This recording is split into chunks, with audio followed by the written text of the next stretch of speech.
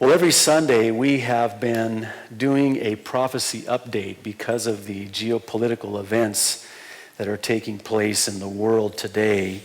And so I would like to today kind of go back to the Middle East, as it were, and look at Israel and some of the events surrounding Israel. We like to see Israel as God's prophetic clock. And for today's Mideast update, I kind of want to fast forward the tape, if you will, and the clock to a post-George W. Bush presidency, as he will leave office at the end of this year. And it seems like that everything is sort of shaping up and pointing towards a rapid fulfillment of specific and significant Bible prophecies. One of the most troubling aspects of Bible prophecy for students of Bible prophecy is the conspicuous absence of the United States. Here's this world superpower, the world superpower, very pronounced even still, geopolitically in the world today. But there's this conspicuous absence of the United States in the pages of Holy Writ as it relates to Bible prophecy. So I want to sort of look at some things that I think are really pointing to a decline of the United States. And listen, I don't want to sound anti-American here, but it is true that the United States is ceasing to be a world power militarily, economically, with the fall and even collapse of the value of the U.S. dollar on the world financial markets.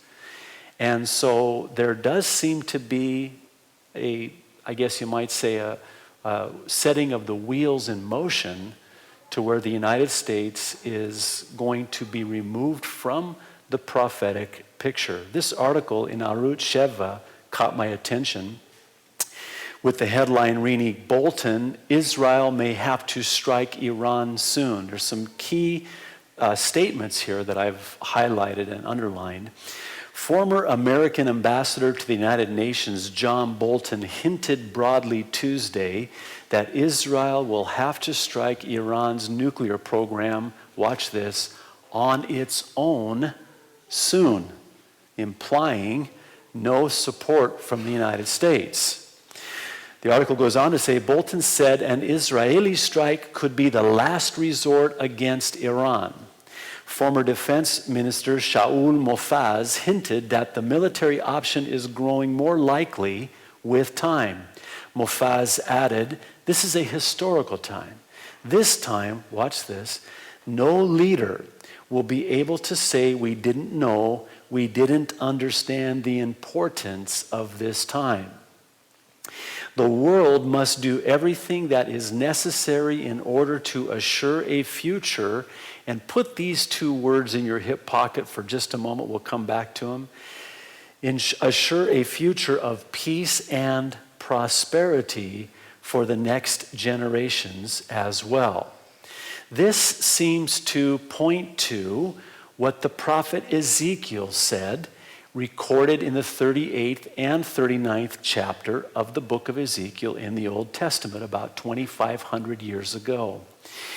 In Ezekiel 38, we are told that in the last days, God will put a hook in the mouth of an alliance of nations and bring them against her people, the Jews, against Israel, now that they're back in the land.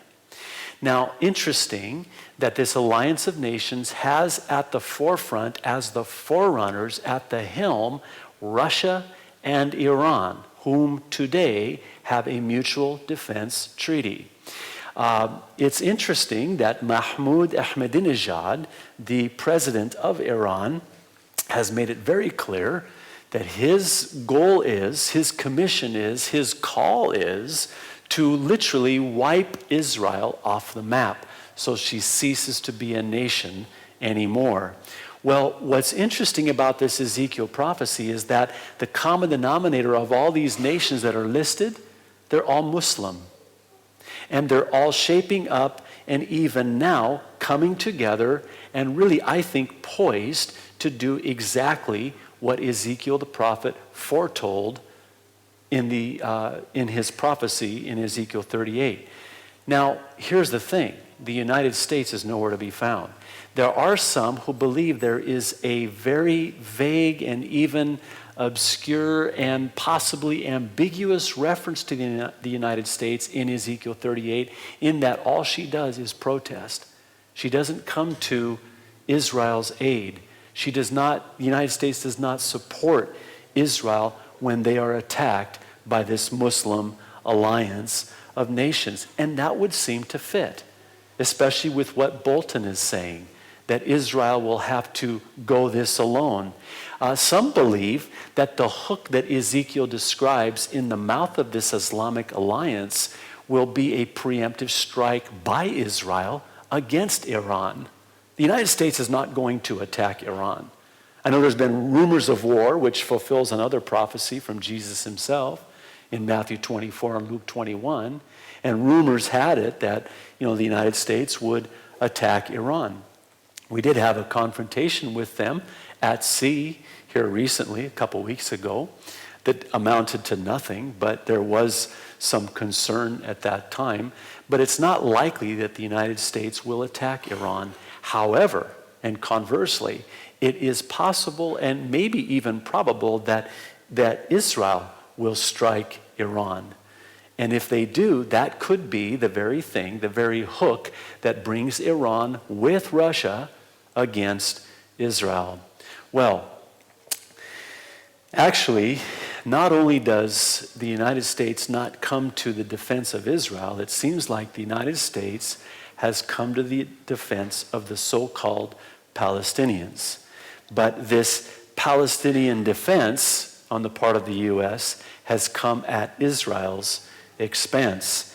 The U.S. has been pushing Israel to accept a Palestinian state, watch this, living side by side in, here's those two words, peace and security.